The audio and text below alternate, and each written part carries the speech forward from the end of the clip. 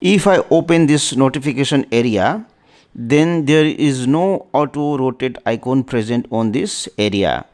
So if I have to bring it back, then what you do is tap on this pencil icon here. Now you have two options. If you want to edit the top icons present in the notification panel, you can select this edit. If you want to edit the icons present on the whole notification area, then you can select this full. Let me select edit for full. And if you see here, there is auto rotate icon present here. So if you have to bring this one in this notification area, then what you have to do is you have to tap and hold on this auto rotate icon, and then you have to drag it. Let me tap and hold and drag it here, and then done.